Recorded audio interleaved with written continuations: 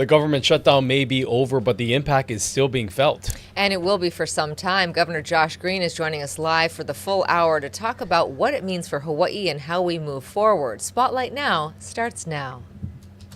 You're watching Spotlight Now with Ryan Kalei-Suchi and Yunji Denise on Hawaii News Now. Have questions or comments for our guests? Join the conversation in our Facebook live stream. Spotlight Now, where Hawaii comes to talk.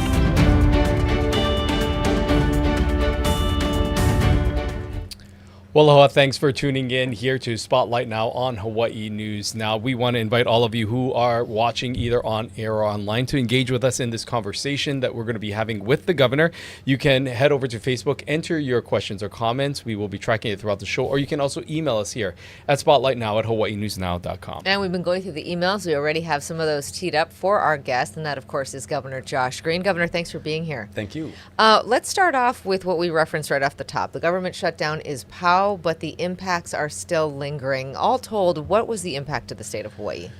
The impact of the federal government's actions, including the shutdown, is about $3 billion over this 6-year extended cycle, which is to say the shutdown itself, the direct impact of that, the tariffs that were placed on many countries overseas, the impact of tourism taking a hit, and you see that reflected in the Council of Revenues, the cuts to some of the expenditures directly like to the university. We're now seeing that take shape, and it's going to be about a $3 billion hit to us.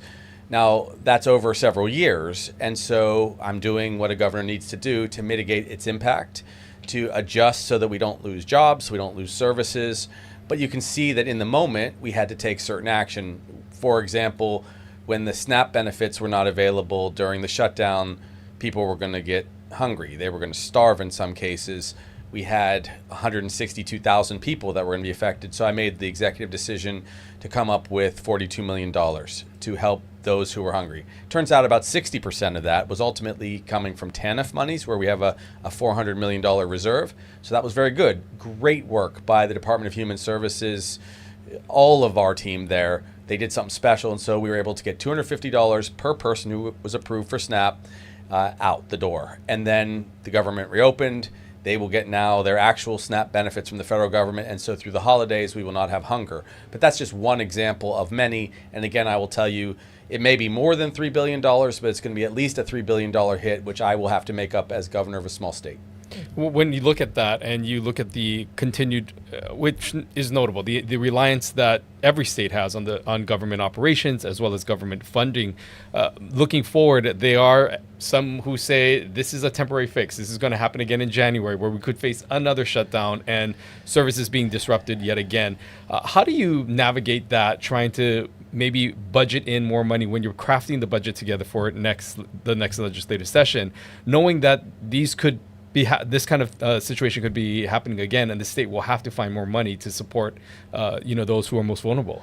So it's a very dynamic process at all times. We are pretty much 24/7 now because of the way the federal government is behaving. I have a great budget and finance team.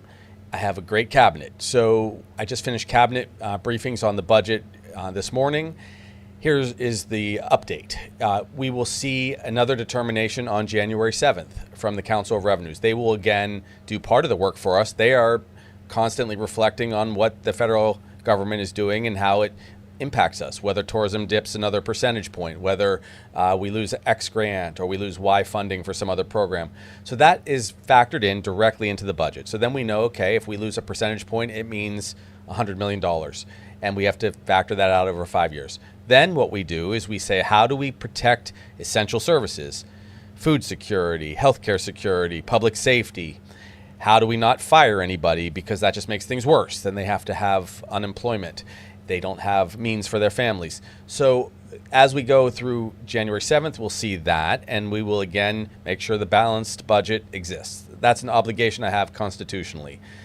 Then we will also see, what do you do? Do you have enough reserve? I mean, we will look and use the rainy day fund on some level. I think it's safe to say that that is not a secret.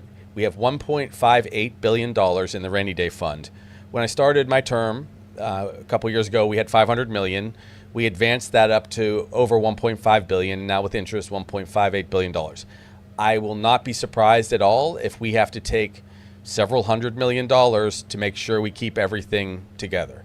In addition to that, we did a very large tax break for the people of Hawaii. Absolutely necessary, because those who are Alice families, or just pretty much anybody, was struggling to survive, pay their rent, pay for food, and so on. So we have had essentially a total package of about $5.6 billion on the books. We're going to keep looking at that very carefully. We cannot back away from the tax breaks we gave to people that are just surviving. People say up to about 40% of the population, which are paycheck to paycheck, Alice families. But then we can look at the tax breaks in 28, 29, 30. What may happen is we get a recommendation in partnership with the legislature that we continue all the tax breaks, but we don't further deepen them. We don't even lower taxes further, mainly because the federal government collapsed taxes on a lot of people. So people are paying less taxes at the federal level, which then comes out of our budget. So I have to be very much in the moment. I am committed completely to the tax breaks for people who are struggling, and also other people who have gotten a certain amount of tax break, but we might not be able to go even further. So that's another way you balance the budget. What I can tell you is there's a pretty bright line at around $250,000 for a family of four. Those individuals got a big benefit at the federal level, and there is about $1.6 billion or so, maybe as much as $1.8 billion, that if we just continued with the tax package that we have through next year, and we just continue to run with that, we might be able to bring as much as $1.8 billion back to our economy without hurting anyone at all under $250,000. What I would like to do, if that becomes the decision, is then in turn take a part of that $1.8 billion and say give $600 million back to food security, to housing security. Now, these are very dynamic questions which have to be debated at the legislative level. No decisions have been made yet, but like I said, we're in the moment, because I'm not going to let people go hungry. I'm not going to let people go without housing. But on the flip side, it becomes more and more difficult to have all of that tax package if they continue to hit us like they are. Legislatively, just tell us a little bit about how that works. Does the legislature have to pass a bill that would essentially roll back or curtail those tax breaks, or is that something that you can do unilaterally? Legislatively. So that would be a constant, serious discussion that we would have to have with the Speaker, the Senate President, the WAM Chair, the Finance Chair, and all of our delegation. Now, just keep in mind that when I proposed the GAP plan, that's the tax plan that we had, it was much more modest, and it was really focused mostly on people, say, under $130,000 or $140,000.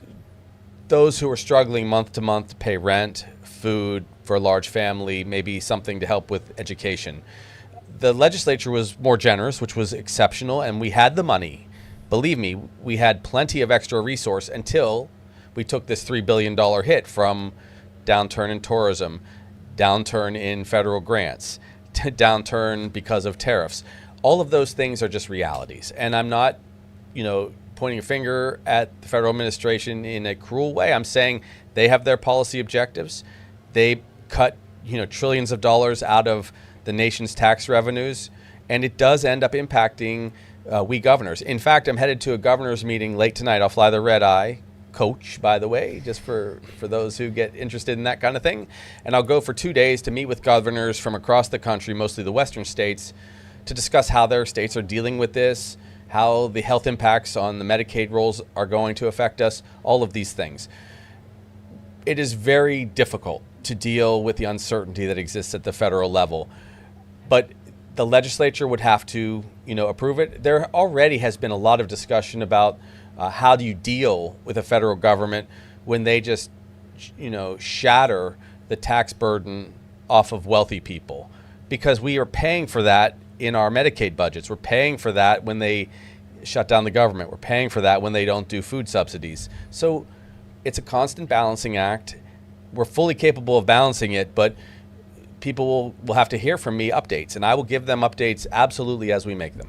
One of the things that you had mentioned that you're going to be waiting on is the next projection. I believe you said January 7th is the next council. And a lot of that is determined also by what we're seeing with our largest industry, which is tourism, and the numbers that we're seeing. talking to tourism officials, they have seen already just the impacts of the shutdown. We know what happened with the airports and delays and cancellations, which ultimately, created a difficult traveling experience for many and have pushed plans back for many travelers. Knowing Hawaii's reliance on tourism and trying to keep this industry afloat while also competing against other destinations that are putting more money into marketing dollars, how do you think the state can help to continue to compete as a tourist destination, knowing that this is going to play a significant factor in projections moving forward? We have to always support tourism. And so we're expanding tourism in some areas, as we've shared. I won't dwell on it today, but we're expanding sports tourism and film tourism. We're trying to be more dynamic all the time. We're also diversifying the economy, which I'll talk about in a moment perhaps. But the key is we have to maintain our brand. Everybody is struggling. Everybody. It's going to be difficult for anybody to increase their marketing budgets, whether they're in Georgia or Florida or Texas or California, because they're all of the states are seeing exactly the same impact of the federal changes. The shutdown was terrible for us because of travel. The 3 and then 4 and then 5% shrinking of the ability to fly into places, the travel flight plans was very devastating, mostly on inter-island travel, which has an impact too. Thank goodness they stopped the shutdown. I think actually that was one of the kind of large factors in the federal shutdown being ended, because I think senators started to see exactly how badly it was going to affect their states. And we were headed towards Thanksgiving, which is one of the highest, if not the highest, travel period of the year. And that would have caused a recession. So none of them are reckless enough, I don't think, to intentionally cause a recession. But a recession is upon us just because of the multiple variables that have happened. I mean, the shutdown had a direct consequence just because people didn't have paychecks and we had to pay, I think it was over 1,000 people unemployment briefly. It had an impact on travel, of course. It also forced me to come up, like I said, with $42 million right away to feed people. But the longer term effects, like people may kind of tighten their belt a little bit in 2026, and we might see, a dip. We haven't seen the numbers yet, but if, for example, Christmas is soft and then the winter travel season ends up being off by 5 or 10%, that is going to have a really big impact on our revenues. So I will stay absolutely nimble. I get updates constantly on the data that we can, glean. Some of it's difficult because a lot of the federal data has been kind of sequestered, if you will. They stopped funding jobs reports data, and some of the, the projections on financial success stories or failures at the, at the investment level are no longer being reported. So we will not know, whether we're literally in a recession until well after it's over. And that's disappointing. But I can tell you, I'm seeing what the real dollar numbers are, and that's why I'll make whatever adjustments we need. I have told my team we're going to have a flat budget next year. In other words, don't expect increases in any of the departmental asks. We will focus instead on what's absolutely necessary, and that, again, is security, food, housing. There may be ultimately some wins that come. One of the reasons that I've continued to go to some of these national discussions on healthcare, for example, is we are going to see that rural healthcare fund come to us. That'll be, it looks like $200 million per year for 5 years. It's important. That's a lot of money to help sustain us. Why are we constantly talking about this Army concern? And I have a lot to share with you about that, and we'll dive into that on its own, but I will tell you that I am not going to let them take action if they actually do a condemnation of some of the lands without compensating the people of Hawaii, and specifically the Hawaiian community is going to have to be taken care of when housing is concerned and food security is concerned and energy is concerned. It would be negligence on my part to not at least prepare us to have a community benefits package, even though I am against them unilaterally condemning any land. Bigger conversation to have. But there's billions of dollars there that can be negotiated and brought to a state like Hawaii. Remember that we represent 60% of the U.S. military's global responsibility, 60% in the Indo-Pacific, meaning that it's very worthwhile to invest in Hawaii when the military makes a decision to, for security reasons, try to condemn a piece of land. our case is compelling. It's why I see all of the secretaries, whether it's health or EPA or human services or the military.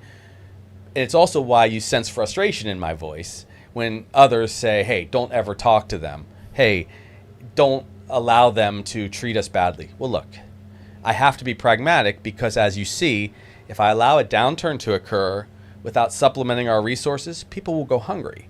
If I allow a downturn to occur while they take a piece of land and I don't fight for what is, deservedly coming to the state of Hawaii, I might not have resources for our hospital system or to do remediation at Makua Valley. So I have to both tell them what our values are and make sure that we have contingency plans galore in case there's another ripple. The shutdown caused a big ripple. The tariffs caused a big ripple. In Hawaii, taking of Hawaii lands without compensation would cause an enormous ripple. And that's how we have to approach things. Well, let's talk about the military land leases. I'm interested to know sort of where that negotiation stands. We know that the Native Hawaiian community, specifically OHA, has been fighting to have a larger voice. There is an advisory committee that you put in place, yes, with voices from the Native Hawaiian community. Yeah. Why not give them that advisory group more of a substantial role? Well, first of all, I have incredible respect for the Hawaiian community, as evidenced by everything we're doing. We'll talk more about that if there's time. The people that I've put on this advisory committee are extraordinary Hawaiian leaders. I'm talking about people like Bill Ila, who was both DLNR director in the past and DHHL director, or Kali Watson, who is the current Department of Hawaiian Homelands director, or Summer Silva, who is the executive director at OHA. So OHA is at the table. There are some nuances here, okay? Why, for example, wouldn't I put the head of the OHA board, the head of OHA, or myself on the advisory committee? Because we are elected officials. The board members have to do elected official work. The people that are elected to OHA, that are elected as governor. The people that do these kind of advisory groups and I guess endeavors, they have to be people that can go apolitically and have conversations about what the community is feeling. We have elections to put people into leadership positions to make a lot of the executive decisions. It's our responsibility. But a lot of the most important work is done by people who are deputies or directors. That's what you see. There are other great people. You have Ryan Kanaka-Ole, who is our deputy director, or vice chair, I should say, of DLNR. I mean, this is an extraordinary group of people. So that is how it's supposed to be done. I don't want it to get political, so I'm not going to let it get political. But these are star people. Also, you can't have multiple different voices ultimately making final decisions, because then the federal guys will say, hey, we don't even know who we're dealing with in Hawaii, and they will take advantage of any kind of division or dissent. One of the things I am focusing on, which I've been hearing and listening very carefully to over the past couple of years, is what priorities would be. For example, I have asked that as a good faith gesture, they return Makua Valley to us already, and we put a center of excellence in place to do the remediation of the unexploded ordinances. That would be a gesture that would be phenomenal. Long before any kind of land transaction occurred, do that. Help us with the healthcare system. We've been due $250 million a year for a long time in Medicare payments that's gone to Alaska and other states because of the geographic delta. We should get that now, and so we're working on that. Now, there's a lot more that should come to us if ultimately there is a land transaction. But I can tell you, I'm having meetings at the very highest of levels. I should say second very highest, because I'm not speaking directly to POTUS about this. That is not something that occurs. I will ultimately, if necessary, but in speaking to people that are, like the Secretary of the Army or our own leadership in the military or Secretary of Energy, I'm talking to these people so they understand exactly what our values are and what we, as a state, expect if there's going to continue to be a relationship, this ohana, with the military. And that's where it is. I think it is pretty safe to say that everyone's trying to ask for calm. I've asked them to use 2026 as a year where we are able to have a full sounding board from all the people of Hawaii, that our advisory council can give us input, that OHA can have meetings and take input, that my cabinet can go out there and at every community meeting can hear from people what they think is fair. A year would be good. It is pretty likely overall because it's a very complicated process for the military to actually take action. They need to get special approval. They need to get it from the House and the Senate. It's not just like they throw down the gauntlet, but it is something that, again, in the moment, we are talking about so that we don't get ripped off. I do want to ask about the not the threat, but I guess the fear that the Trump administration or just the military would just kind of say, we're going to take it anyway and condemn the land, as you said. Has that ever been, has that ever been documented? Has that ever been something that they have brought up, that they have flat out said that they would take action if needed in this way? Or is that just something, a fear you have? Because I think that is a concern that many people have is this actually realistic? Could they do this? Have they threatened this already? Yes. To you? And if you can explain those conversations of what was actually said in those moments that caused this concern. Absolutely. Let me be totally clear. The Secretary of the Army said directly they would like to settle this in a few weeks' time, and that if they had to, they would do a condemnation of the land. To which I replied, we will check legally whether that is something you actually can do, but please know that if that happens, it's going to forever damage the relationship between the military and the state of Hawaii. Also, there's no way on earth you could somehow, quote, make it up to us in short order. You don't have the authorization. There aren't appropriations. Therefore, people are going to be extremely upset, and you would be doing a lot of harm because not only would people have a negative response to the Army taking PTA on Big Island, for example, but also the next iteration of land transactions with the Navy, which has been deeply problematic because of Red Hill, or the Air Force or the Space Force. All of that becomes a terrible, terrible challenge between the military and the state of Hawaii. So we have expressed, even though I'm very happy to work in a respectful and cordial way with the Secretary of the Army, I have appreciated candid conversations. We have expressed what the consequences would be. And I feel that the consequence not only would be unfairness to the state of Hawaii, but also it will result in a toxic relationship. And you can imagine it would be difficult for people to even function in a training capacity on Pakuloa, on Big Island, if there was protest, if people were blocking the roads, if people felt that there had to be massive public unrest as a result of a taking that didn't come or emanate from a real conversation. The real conversation is occurring. There is a path for a respectful relationship between the military and Hawaii, and there is a path to have a package that can make it possible for us to have more housing, to have more energy, to have more food security. But it takes time, and I think what happens is a lot of people get in your ear and other people's ear, and they say, the governor's selling out. Nothing could be further from the truth. I would love to put the brakes on and go through the regular process, but the process itself is not likely to proceed because they lost their battle for the environmental impact study. If they do take action, there will be lawsuits. If, however, we try to do it by the process and by 2029 have more environmental studies, we know that very good people will still sue to block it, and it won't happen. They're aware of that on the military side, and so they come to the conclusion, which is, well, then we're going to condemn the land.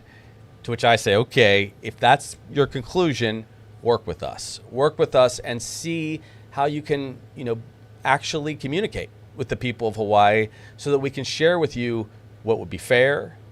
Some people will never feel anything is fair, but what would be appropriate, what will be pono for the future of Hawaii. Because I will tell you, as I look at this experience we've had with this, just in 8 months, I guess it's now 11 months since the new administration began again, we've had this $3 billion ripple. And that really affects the state. If we're looking at what we do through 2030 and 2040, how do we get to a sustainable energy plan that's fully renewable if the tax breaks go away, if we don't get compensation for land, if we don't have subsidy for, exploration of geothermal or LNG or more solar, a state like us can't get to some of these goals without a partnership. So I can't allow our relationship to be fully disrupted with the federal government. I have to think about the future. And our future goes way beyond my term as governor. It goes way beyond the president's term in the White House.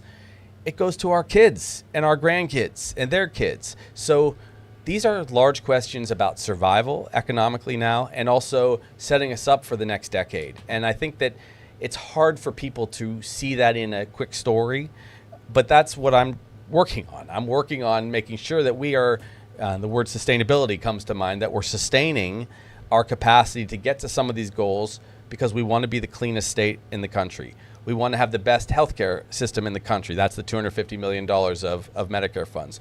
We want to make sure that we control our own destiny, acknowledging that we're a part of the United States of America, and there are security questions.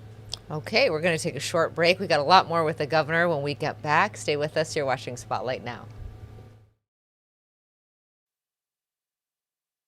From the moment you wake up. Hawaii News Now brings you the stories that impact your day. With more on the breaking news, we go live to Casey Lund. Ready with the push alert? I'm going live. We have an update to the breaking news we brought you this morning on Sunrise. Okay, guys, as soon as this wraps, toss to Mahia. And we've been covering this story all day. Now we go live to Mahia for a new development. Stand by for breaking news. They just captured the suspect. That's confirmed? Yes, sources just confirmed it. The news you need the moment it breaks. Here on Hawaii News Now.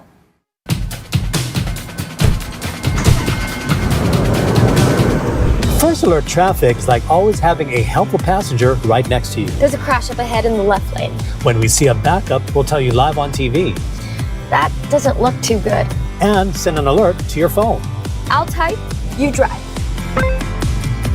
First alert traffic on TV, streaming, and on the Hawaii News Now app. Keeping you and your ohana safe. Spotlight Now with Yunji Denise and Ryan Kalei Suchi. Connecting you with newsmakers from throughout our islands. Going in depth with Hawaii's leaders. And taking your questions live. Spotlight Now, where Hawaii comes to talk.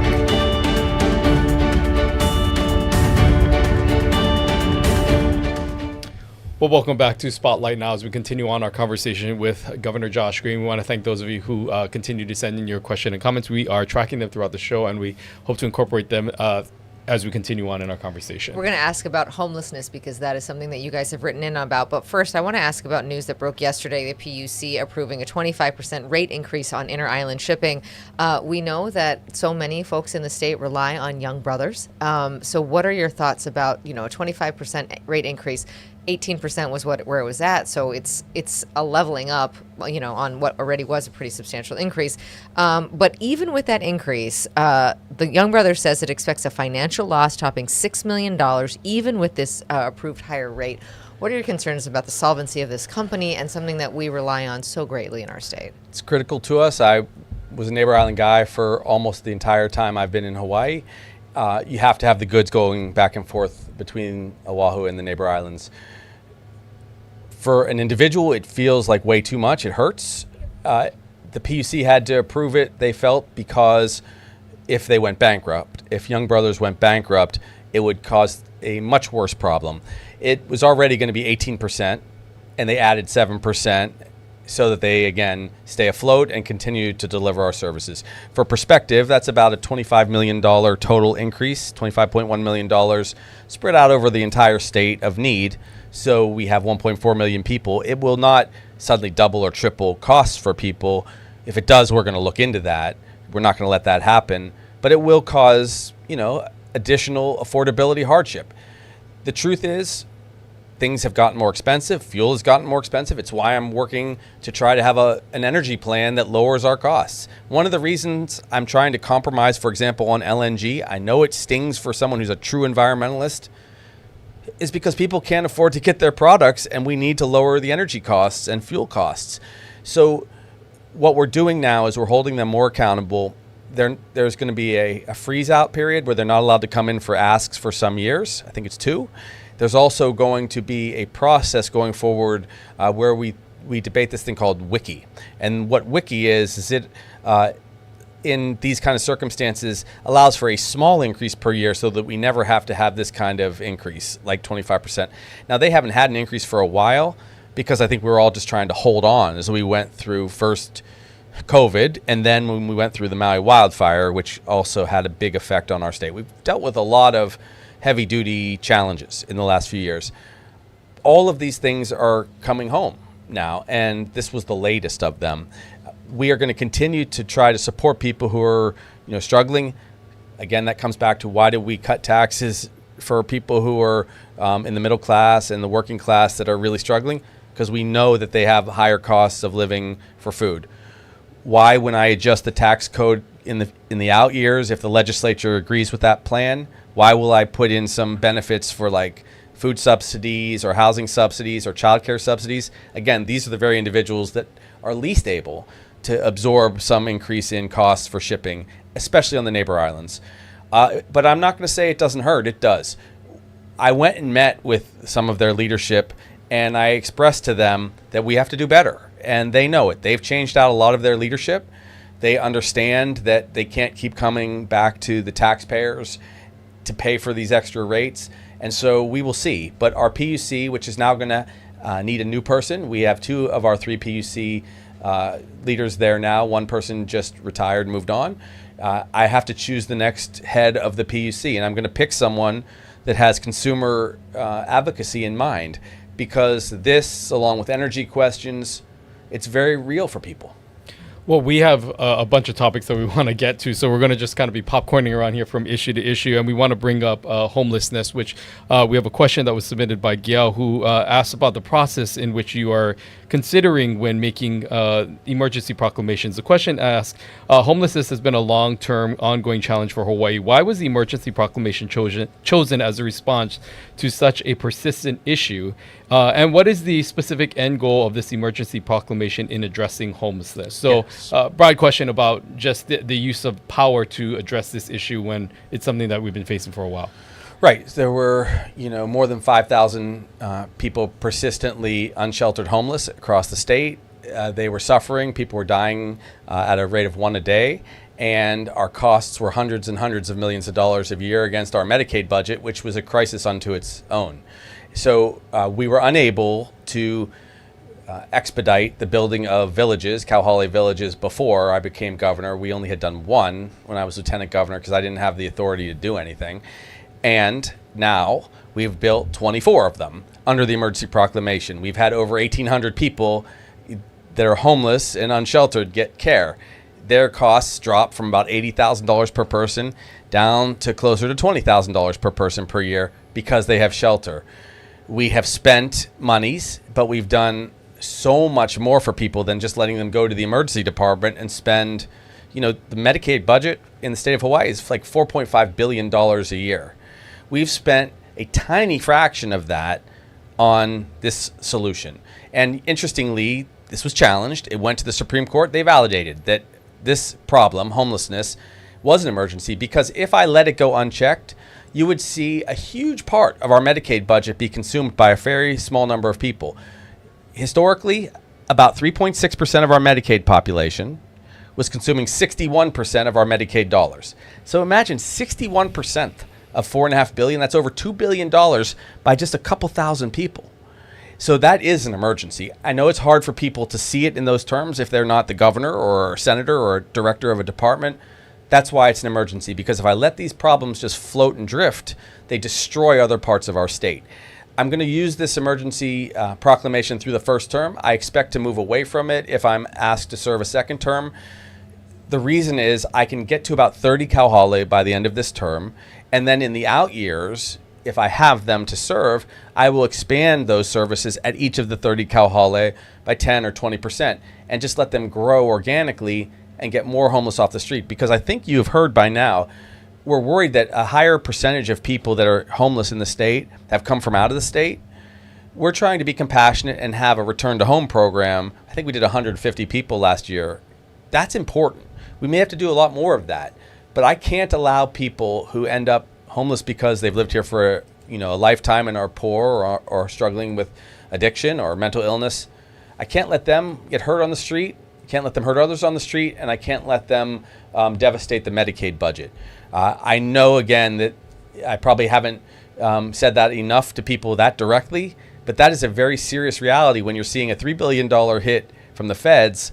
I can't absorb another $1 billion of people suffering and filling up our emergency departments. And that's why Kauhale is an emergency. Our next question comes from Daryl Huff, who you know is a reporter here at Hawaii News Now. He's working on a story about the golf course in Kapalua and the water usage there.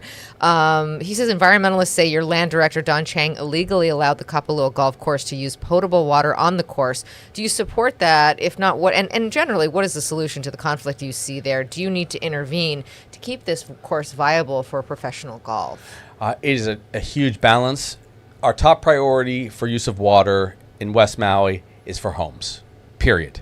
The Maui wildfire demonstrated that we have to keep the lands wet. We have to build houses again. We lost over 2,300 homes, and we had, 7,997 people living in hotels because of the wildfire. Housing is first. It's our priority. It's why I've spent billions of dollars, of federal dollars and state dollars, to rebuild Lahaina. It's why we settled the case. Also, we have to make sure jobs are intact, because the very people that are trying to survive and live in West Maui depend on grants that come from, industry, that come from that golf tournament. About $50 million of economic opportunity, I'm told, was lost because the golf tournament was canceled or postponed. So there's not a black and white answer here. Yes, it's housing, most important. And over time, the way we should pay for water is we should use R1 water. That's water that's been kind of recycled on golf courses, that has, been processed but is no longer potable. We should do a desalination plant. I've already been recommending that, and I'd like the partners over at Maui Land and Pine to come together with Mr. Yanai, the Japanese business person who owns Kapalua. I'd like them to partner, and I've been meeting with them to do desal. They did it in Kona. It works pretty well. That's a futures solution. Should there be a new well? If I proposed a new well today, the very people that are suing and are complaining about what Don Chang, who is an exceptional member of my cabinet, the very people that are suing on that, I bet you $1 will try to block a new well from being drilled in the very area where we need more water.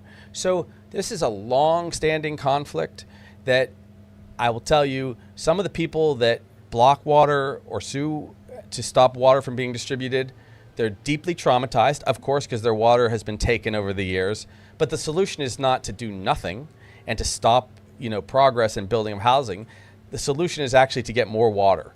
And for example, we don't have enough reservoirs in West Maui. I'm going to propose resources to get more reservoirs in place. Why? Because it's been raining actually in West Maui for the last few weeks, and they've been just dumping water because the reservoirs have not been capable of containing it. If we had more reservoirs, we would have better water for the land. Also, I'm going to ask these guys to work together to fix the pipes because there's been some waste. Maybe we can salvage some extra water from that. But we can't walk away from all of our desired opportunities. Just like we're saying we have to have tourism here, the very people that want more tourism revenue and travelers are complaining that I'm not, putting more water into a golf course. It's a challenge because we don't have infinite money. Well, when, the question also comes up about how much the state should help some of these sports-driven events. There are experts who are saying that the state might need to get involved to help supplement these golf tournaments using taxpayer dollars to attract these PGA tournaments to help these golf courses be viable for usage. The University of Hawaii has come in and asked for $5 million for NIL to help pay for college athletes. How much do you think the state should get involved in helping to pay for some of these sports-driven initiatives? Sure. I would say we should pay as much as we get back in return in investment or more. So if you tell me today that I can invest $5 or $10 million in sports-related tourism, but I can get $30 million of extra monies, then for sure, I will take any investment where I get 3, 4, 5 times return on my investment. If I simply don't have the money because I have to pay for food, for SNAP benefits, for water support, for housing, that's of course going to be the priority. It's a tough call. For example, we're building a stadium. We are now, of course, demolishing the old stadium. That's begun.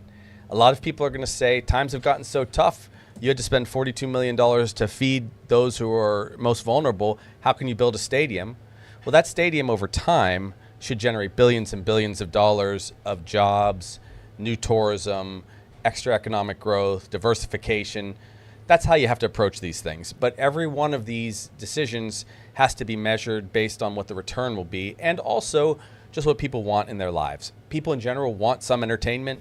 That's important. We can't walk away from that. I have found some money for us. For example, we were able to pass the climate impact fee. That brings $100 million of new monies for environmental protection, for fire prevention. That brings new money to the state of Hawaii. And then we can also make, over time, that money double and triple and even be bigger through bonds. That's monies to keep Hawaii extraordinary environmentally, to protect our reef, to protect us against fires, which are terrible and they take lives and are costly. But also, we didn't have to come up with that money ourselves. And so that's the balance. When you look at taxation in the state of Hawaii, we're exceptional in the sense that we have the general excise tax, which hits everybody that travels here. It's also regressive because it still taxes some food. There are better ways to probably tax people. So maybe we need more food tax credits, but continue to tax those with the GET as they travel here. The green fee, in my opinion, was a very smart move on the part of our climate advisory team and the legislature, and I'm grateful to have been a big part of that because it gives us a futures plan for the environment. But none of it's going to be easy because, look, even though in the first year I kind of squirreled away an extra $1 billion when we had big surpluses, which is very helpful right now with the rainy day fund, now it's raining. And so we have to come down a little bit slowly. I know that we can manage this. I will say this to people. Absolutely don't panic about what the federal government does. They come and they go, and they need us quite a lot. And so I will make sure that they respect us in time so that we survive. But also, take care of those people around you that are really struggling, because some people will never get enough tax relief. Some people will not become food secure no matter how much we help because they just don't make enough money. We are almost out of time, but I do want to ask you a question about Congressman Ed Case's seat and if you are going to make an endorsement in that. We know that there are two state lawmakers, State Senator Jarrett Keoho-Kalole and Representative Della Albaladi, who are challenging Congressman Case. Are you going to make an endorsement in that race? No, I never make an endorsement at the congressional level, even though, look, everyone knows, for example, I'm extremely close to Senator Schatz. We go way back. We're friends. I'm fond of Mazie too, but I'm very close to Brian. Even in his races, I don't really have to endorse because people know that I'm close to him. I also have a great deal of respect for Congressman Case. Ed has been, he's been a good congressman. I know people are trying to figure out, is he liberal enough in his seat? He just voted, in a way that was, I think, consistent with Hawaii's values. That was on the shutdown. I think it's an interesting race. I like Jarrett. We've worked together in the Senate, and Della and I came in together almost the same time in the House. Each of them has strengths. I have to say I'd be surprised if we're going to walk away from the seniority that Congressman Case has. But in 2 years or 4 years, if Ed decides to retire, one of those two people may very well become the next congressperson because they're good people. Okay, I think we are out of time. We love seeing you. Good luck at the in Arizona. And we heard you're going to be with RFK. Yes, I'm going to make sure that we make everyone accountable. We're going to talk about healthcare. We're going to talk about how to treat states right. That's what we governors are going to do when we talk to these secretaries of departments. And then we're going to continue to fight for Hawaii no matter what the feds do. But thanks for having me. Okay, good to see you. And we'll be right back with Aloha United Way right after this.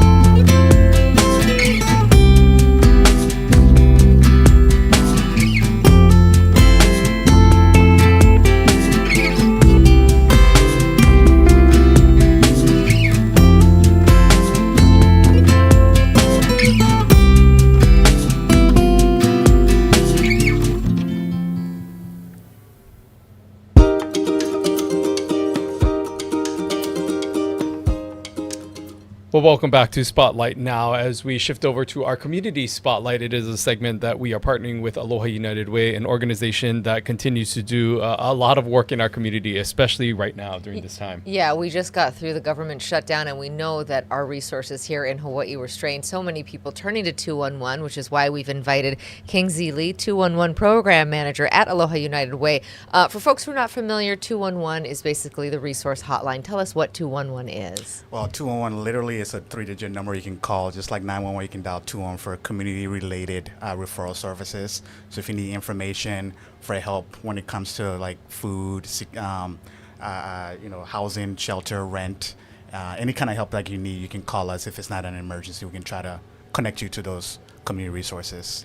Well, let's talk a little bit about what you've been hearing and seeing at 211 over the last few weeks. Of course, we know the reliance of many people on federal funds, and with the shutdown happening, a lot of people turning to organizations like 211 and nonprofits. What have you seen with just the over the last few weeks, and anything that stands out in your mind as significant?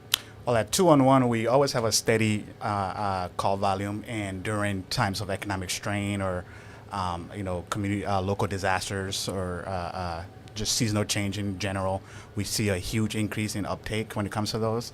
Especially during this past 2 weeks, we saw a lot of uptake in food-related resources, right, for SNAP benefits and things like that, and utilities and rent too. But we've seen a lot of uptake when it comes to for food security and referrals when it comes to the call volume that we've seen so far. You know, you've been part of this program for a number of years. How do you feel like this crisis that we just went through compared to what you were experiencing during the pandemic in terms of the call volume and the kind of things that people were reaching out for?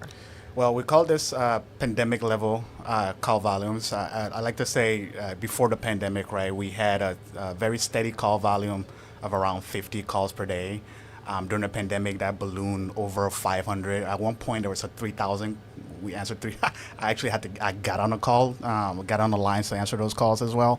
And during the pandemic, after it subsided, we went from our usual 50 to about 150 daily. And during these times when economic strain or when they're announcing SNAP benefits are going to call up, that shot back up again. At one point, we were receiving like about 1,000 calls in one day. So yeah, we certainly feel the strain during those kind of spikes in emergency disasters, pandemic, and things like that. So, and maybe we should take a step back and just kind of give people an idea of what to expect, because I don't know that people fully understand the role of Aloha United Way as the facilitator of really connecting. So if you can just sort of explain, if someone calls, what can they expect on that call, and how are you facilitating that with other partner agencies? If you can just kind of speak to that so people maybe have an understanding of what this process looks like. Yeah, I always tell people our staff are trained to be ready, right? They're not just there to answer the call, they're trained to be ready, trauma-informed, culturally sensitive. So when you call, you're going to get somebody that's trying to understand what your needs are. And not just the need that you call for, but also try to connect those needs, right? So you may be calling for food as in this situation, but there might be situation that led up to that when we talk to our specialists, we can try to figure out together and connect those dots together, if you would say, so we can make sure that you don't fall back into that same pattern, right, or that same situation again. So we try to tackle the root causes, so you can expect to find somebody that will talk story, if you would say, and then connect those dots for you. And if we're busy, which it does happen sometimes, right, we try to get to everybody that can call to a live specialist. We always have our resources online that people can self-service by going to search.auw201.org, or we have our chat. They can chat with people on there. But calling us, you get contact with the live person that can listen to you and make those connections that you may not have thought about in before you call, right? I think that is so important because especially during the shutdown, we saw so many people, and with the restrictions on the SNAP benefits, right, we saw so many people who really felt abandoned and really felt all alone in this struggle. Tell us a little bit about the specialists when someone is calling them. What are some examples of you've seen that the specialists kind of go above and beyond? Yeah, we actually, and like I said, connecting those services, right? And they don't know that we can connect those sometimes, right? And we made a lot of referrals to the mental health line, right? 988, right? Connecting people to those services. For example, there's a lady that called who had to make sure her husband wasn't really certain about what the governor said about the $250 that they were going to give. They had to call us, and her husband was going to use the credit card, so she was having all this stress on her, right? And she didn't know who to talk to, and that was one of the people that called us and we made those connections. Even though we connected her with our referral partners in the community, we also refer her to 988 to make sure that she has somebody that she was talking to. So yeah, we try to connect people in as much as we can to make sure that you are having a meaningful life, getting the meaningful service you're having, connecting to the right agencies, so you're not running around. I think that's the main point. Trying to make sure we're not having people running around trying to figure things out. You can call us and we can help figure it out together. Yeah, and one of the important parts is the role of these partners that you speak of, and so oftentimes, we're also seeing and hearing from these partners that are also struggling. Talk about their importance. I mean, the nonprofit partners that you work with, and making sure that they have adequate funding so that they can execute those services, because you are referring them, and the importance that those partners play in just this overall partnership with Aloha United Way. Yeah, we really can't provide service without those partners, right? I like to tell people that as the manager of the 211 line that we are the middleman. We connect people, right, to those services that are there. So the partners, they're the number one. Because we're only as good as the information that we have in our database. So when our partners are able to actually update their information, they can get in contact with us. If they're not in our database, if they're seeing that they're not in a database, they can always reach out either by visiting our website, auw.org, to fill out the form, or they can contact us directly, and we have our database curator that can definitely help connect them and maybe help do the work for them. So partners are very, very important in my view. We have another department that deals directly with those partners, and my department is the one that connect the callers to those partners in the community, right? And making those connections that the callers won't even know that we're there in the community. So by talking to those stories, so partners, us in the middle, and the people on the outside making those connections together. I think that's what we see very, very important with our partners. Such a vital resource. I mean, lastly, I would just say for the folks who are watching who might think, there is some maybe trepidation about asking for help. What do you say to those folks, especially as we enter the holiday season? We know that people are stressed and feeling a lot of financial pressure. For people who may be on the fence about calling out and asking for help, what would you say to them? I would say the call is anonymous. We don't, even if you're talking to us on the phone, or the specialists on the phone, they're trained to even omit, if they're taking notes, to omit your name. So when we're calling for zip code, age, and gender, when people call us, that's literally to filter down the services. We have over 4,000 plus different services, and we have to kind of filter it down. We want to make sure you're not calling from Maui and we're sending you here to Waikiki or something like that, right? So the calls are anonymous. The only data we collect is what you provide us, and it's only to connect those stories. And I know there's a small island. I've actually got a call. Somebody say, I don't want you to go gossiping because they don't want to tell me more. But the more you can tell me, the more I can make those connections that I was talking about before, and we can tackle those root causes. And nothing is recorded that we don't share the data. Even the data we collect are anonymized. So we first and foremost, we want to create that rapport. We want you to come back to us. So I actually guard that pretty heavily. If anybody wants to see anything, I encrypt and do.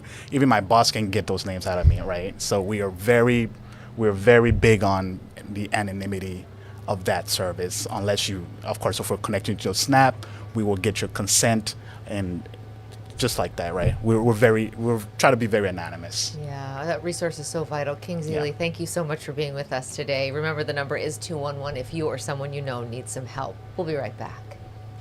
Funding cuts affect us all in ways that we don't expect.